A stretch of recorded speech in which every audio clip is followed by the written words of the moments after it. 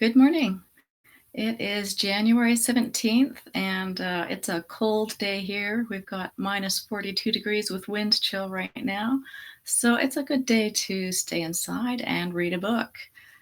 Today is release day for The Night of Nine Tales, which is the fourth book in the Reg Rawlins private psychic investigator series. And also, the first three books are available in a single ebook right now for 99 cents across all of the retail stores: Kindle, Kobo, Apple Books, Google Play Books. You can get it at any of those stores or direct from my website. So check that out if you haven't read the first three. And number 4 is available today. I've had some good reviews back from my advanced readers who were really enjoying it, so I hope you will too. I have a blog post up today about the Night of Nine Tales, and also with some other new releases. So if you have time for more than one book, then take a look and see what else is on the list. There's some good books there from fellow authors and favorite authors, and check it out, see what you like there. So today I'm going to jump in and read to you from the first chapter of The Night of Nine Tales. And there's also some interesting author notes on my website about this book if you want a little bit of background or insight into some of the things that happen in the book. So take a look at that. Reg climbed out of bed, the dread from her nightmare still squeezing her heart so tightly it hurt. It had been a long time since she'd felt that anxious without knowing what it was she had to fear. She was keenly attuned to the possible dangers in her life, always staying one step ahead of the authorities or anyone who might have figured out her latest scam. But the heart-squeezing dread was different. It wasn't connected to any specific risk she could identify. She could write it off as the vestiges of her nightmare, but she didn't want to ignore the warning. It could be something that her subconscious was trying to warn her about. If something was bothering her, she needed to know what it was to address it. If it was time to leave Black Sands, she didn't want to, but if it were the only way to stay safe, then she would. Starlight was sitting in the window looking out at the back garden. He looked over at Reg and let out a low, mournful howl. Reg went over to him and petted him and let her tuxedo cat rub the top of his head against her chin and neck. "What's the matter, Star? Did you have a nightmare too?" He sat back and started to wash, giving her the cold shoulder. She felt his rebuff keenly. She knew very well that he wasn't unhappy because he'd been having a nightmare. She was being silly, but in doing so she'd made light of his problem, which, as far as he was concerned, was far more important than her petty human problems. "Okay, I'm sorry." She stroked him again. "What is it?" She peered out the window. She could see Sarah working in the garden, something that lifted her heart just a little. Not so long ago she'd been worried that she was going to lose Sarah for good, suffering the effects of losing her powerful emerald amulet. Sarah had been on the brink of death. It had been a hard-won battle to bring her back. Seeing her puttering around in the garden was something that Reg had never expected to see again, and it warmed her heart. She kneaded the back of Starlight's neck. "Are you looking for your friend?" This time he didn't rebuff her. She could feel the warmth of his confirmation, but also the emptiness and longing that the other cat had left behind. Reg had only seen the black cat he watched for twice. Then Reg's mind had been on more important things, finding the emerald and proving that she wasn't the one who had stolen it. It wasn't easy for someone with a past like Reg's to prove her innocence. While no one in Black Sands knew her full history, both Corbin and Detective Jessup had a pretty good idea that she'd stolen infant's jewelry and other valuable goods before. "I'll ask Sarah if she's seen any sign of him," Reg told Starlight, kissing his velvety black ears. He stared at her reproachfully with his mismatched green and blue eyes. Reg coughed and corrected herself. "I'll ask Sarah if she's seen her." She chuckled as she grabbed a housecoat to pull on over her shorts and t-shirt and walked out to the kitchen. Starlight remained in the window watching for any sign of the black cat, rather than following Reg into the kitchen and demanding breakfast. He really was worried about the black cat. Reg turned on the coffee machine. She looked at her phone for any new mail or messages while she waited for it to brew a pot of coffee, trying to immerse herself in something other than the tightness around her heart. If she just ignored the feeling, it would go away. If it was just general anxiety, then distracting herself with something else should help. But even before she filled her first cup of coffee, she knew that it wasn't going away. It wasn't just the vestiges of a bad dream brought on by imagination or watching TV too late into the night. Something was really wrong. She just didn't know what it was. Reg slipped on a pair of pink flip-flops and went around the cottage to the garden, where Sarah was standing, hands on well-padded hips, looking at the bent and broken plants, shaking her head. She glanced at Reg and shook her gray head. It looks like a hurricane was through here. Reg sipped her coffee, which was still too hot to drink. I'm sorry, she acknowledged. She wasn't apologizing for something she'd done wrong, just saying that she felt sorry for the state of things. She was sorry that Sarah was feeling bad. It was, in fact, not Reg or a hurricane that was responsible for all of the beaten-down plants in the garden. The damage had been done by Sarah herself, in a demented frenzy as she tried to chase off the black cat that Starlight was looking for as he sat in the window. Reg hadn't seen her since. I half remember doing it, Sarah said, her forehead wrinkling into frown lines, but it's like it happened a long time ago to someone else. I know I was angry, uncontrollably angry, but I can't remember feeling that way. Not really. You were not well, but now you're feeling better, and I'll bet it won't be long before you have everything whipped back into shape again. I think it's taken a bad enough beating already. I need to remove all the detritus and tie up some of the plants until they're strong enough. A lot of them won't bloom again this year. It's such a meaningless loss. It didn't have to happen at all. Reg tried another sip of coffee.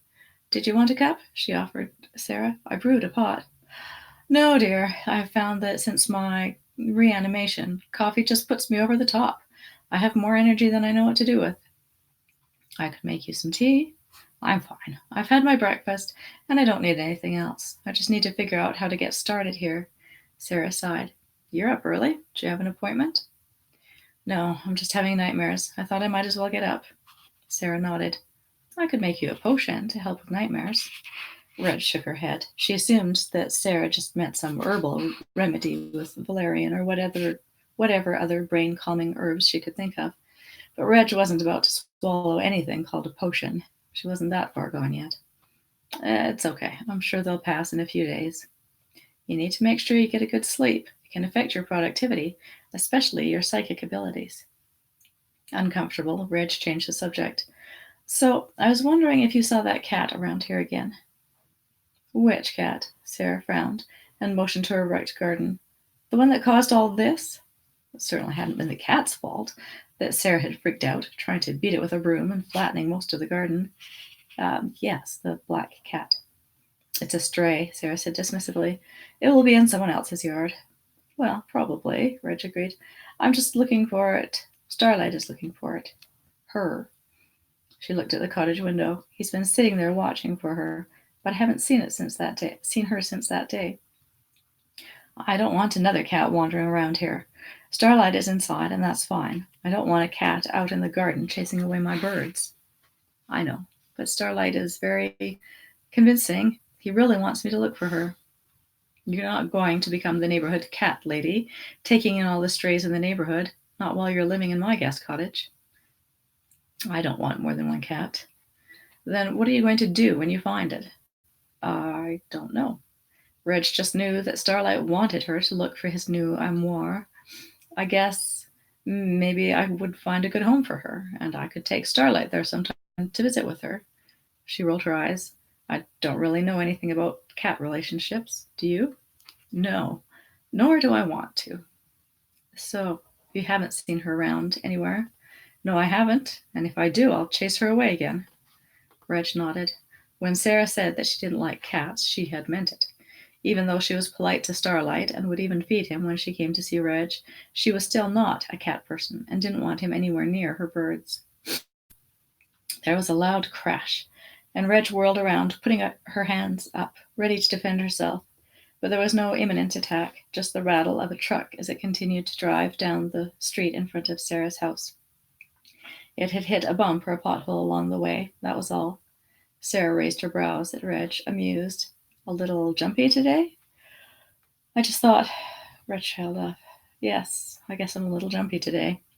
I don't know what is going on with me. I'm feeling anxious all the time, like something's going to happen. Something is wrong. Sarah picked up a ball of twine, finally deciding where to start on her garden refurbishment. Well, you could help me with the garden. It's a very relaxing hobby. I'm not really looking for a hobby. I need to stay focused on my business if I'm going to support myself. Are you worried about failing? I thought that your psychic service business was going quite well. It is. I can't complain about that. You've been a real help to me with all your contacts, and I'm always getting new clients. It's just that I don't think this anxiety is related to my business. It's something else. But you don't know what it is. No. Reg watched Sarah as she approached a droopy, bent-over plant and lifted its branches tentatively, as if trying to gauge whether it were still alive or beyond repair. She started to tie it to a nearby stake. Maybe you're picking up someone else's anxiety then. Maybe it's not even your own. Reg still had a hard time believing she actually had a psychic gift. She was good at reading people, that much was certain. But all of the other odd things that had happened since she moved to Black Sands seemed like magic tricks, someone using a sleight of hand to gaslight her into thinking that she really did have unexplained powers. But she couldn't think of a way to explain everything that happened using science or illusion. She couldn't deny that she was often influenced by others' moods, though. Maybe that's all that Sarah was saying. She'd recently met with someone or been around someone who'd been very anxious, and she had just taken on those emotions herself without realizing it. Yes, maybe that's it. Have you had a client recently who was worried about the future? Sarah suggested. I imagine that a lot of the people who hire you are concerned about the future. That's what tends to worry humans the most, not knowing where they're going. I can't think of one offhand, but there must have been. That must be what I'm doing. I'm just empathetic. Exactly, Sarah agreed. Maybe have a nice calming cup of tea instead of caffeine in the morning. Take some time to meditate and center yourself. I'm sure it will help soothe away your anxiety. And if not, I do know some recipes. Or I can help you find a healer who could help you if you don't trust my skills. Oh, it isn't that. I'm just not used to magical solutions. Reg tried to explain in a way that wouldn't offend Sarah. I'm sure your potions are just as good as the other charms and protective spells around the property. You're very good at what you do. Sarah sighed, tying up another branch. I think I'm going to have to find someone who can fix gardens. It's going to take forever to repair one plant at a time, and then to wait and see how they respond. I need a spellcaster who's good with flora. Reg couldn't offer much help in that direction. Maybe Letitia would know someone. I'm sure I have a name in my Rolodex. I'll just have to take a look. It's been a long time since I needed to hire someone to do this. She put her hands on her hips again, surveying the minuscule amount of work she had done. I really don't want to be tied to my garden all day. I want to be out, having a good time.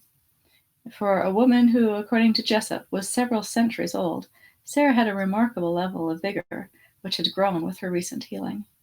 If Reg hadn't known that taking the emerald away would kill Sarah in short order, she might have been tempted to have it for her own. All right, so that's the first chapter of Night of Nine Tales, and hope that you'll check out my website and pick it up today. I'll talk to you again next week. Stay warm.